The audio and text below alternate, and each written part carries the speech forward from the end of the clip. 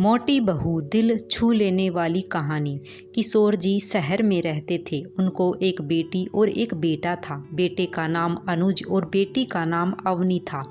उम्र होने पर पहले बेटी की और बाद में बेटे की शादी करवाई।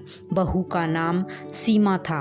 शादी के 2-3 सालों में ही सीमा का वजन काफ़ी बढ़ गया था और वह पहले से दोगुनी मोटी दिखने लगी थी। इस मोटापे की वजह से सीमा को कई लोगों के ताने सुनने पड़ते थे। पड़ोसी भी उसे मोटी भैंस कहने में हिचकिचाते नहीं थे। कितनी मोटी हो गई है, कैसी दिन पर दिन फैलती जा रही है, देखो जरा भी शर्म नहीं आती। पति बेचारा सूखा जा रहा है, यह देखो खा खा कर कैसे मोटी हो रही है। कुछ इस तरह की बातें अक्सर सीमा के कानों पर पड़ जाती थी। स्वभाव से हंसमुख सीमा इन बातों को इग्नोर भी कर देती, लेकिन उसे ज़्यादा दुख तब होता था जब उसकी खुद की सास और ननंद उसके मोटापे के लिए उसे दोषी ठहराते और भला बुरा कहते। अनुज शरीर से काफ़ी दुबला पतला था। शादी के बाद भी उसके शरीर में रत्ती भर का भी फर्क नहीं आया था।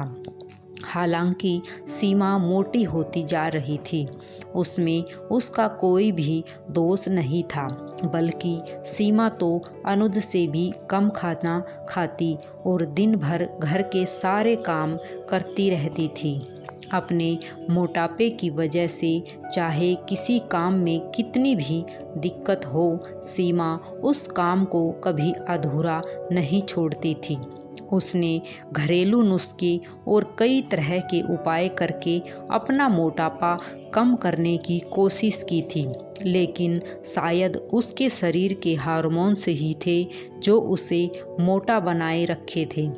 अनुज को उसके मोटापे से कोई दिक्कत नहीं, वह तो बेचारा अपने बिजनेस को संभालने में व्यस्त रहता था। उसकी माँ और बहन हमेशा इस वजह से सीमा को कुछ न कुछ सुनाते रहते थे।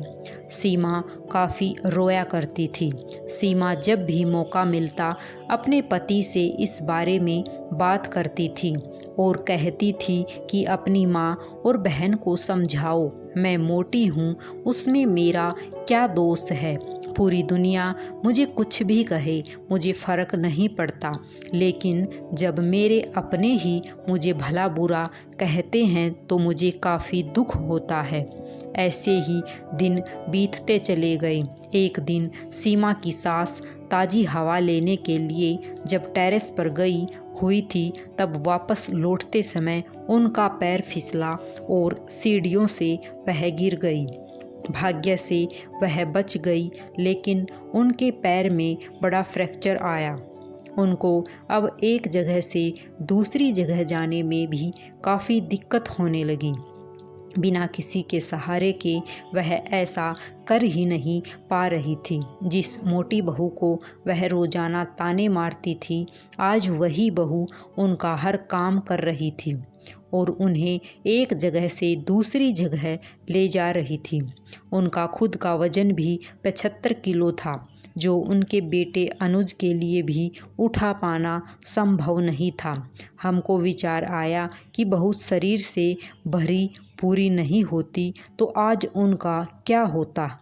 सीमा की सास को सीमा के साथ किए हुए अपने बुरे बर्ताव के लिए पछतावा होने लगा।